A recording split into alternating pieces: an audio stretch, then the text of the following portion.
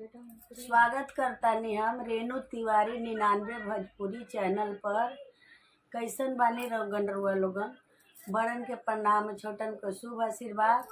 एकादशी बा, एकादशी के हार्दिक शुभकामना बा सब कोई के। सदा सुहागन रहे हम लोगन, सबके गृहस्थी बहुत फुलाई रहो।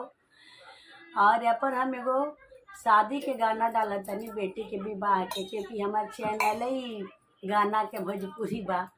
तो थोड़ा बहुत जरूर सुने में लगन, अच्छा लगी तो कमेंट में भी बताएं लोगन जे कहाँ से मतलब हमार वीडियो देखत तनी लोगन। तो बना रही हमारे चैनल पर, गीत गावत तनी भोजपुरी जरूर सुने में लोगन रुआ लोगन। ओरिया तर के दुभिया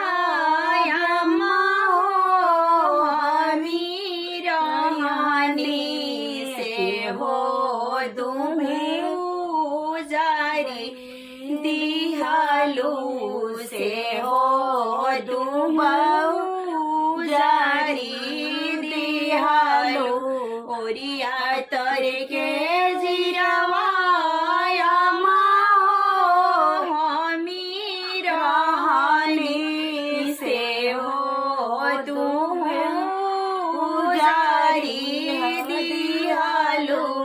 से हो तू पुजारी दिहालू।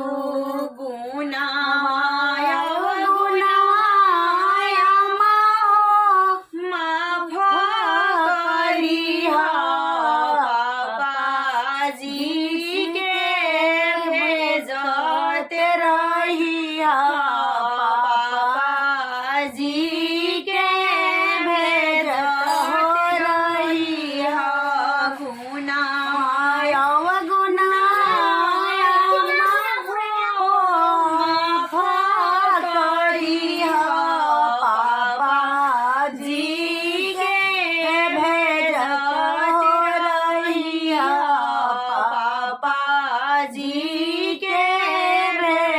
हो रहिया।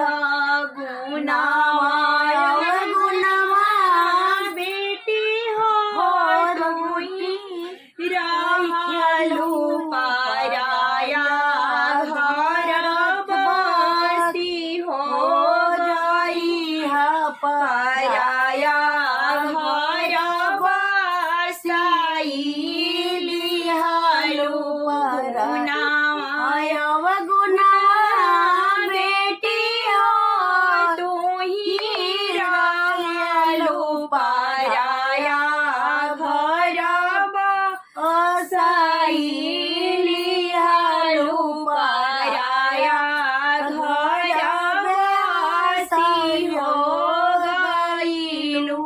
ओरिया तर के दुभिया चाची है हमी रानी से हो तू जारी दिहालू से हो तू ही जारी दिहालू। ओरिया तर के दुभिया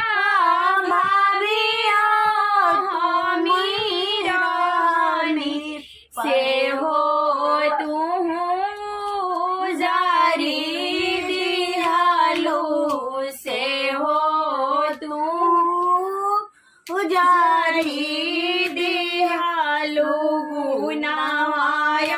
गुनावा चाची हो माफ करिहा चाचा जी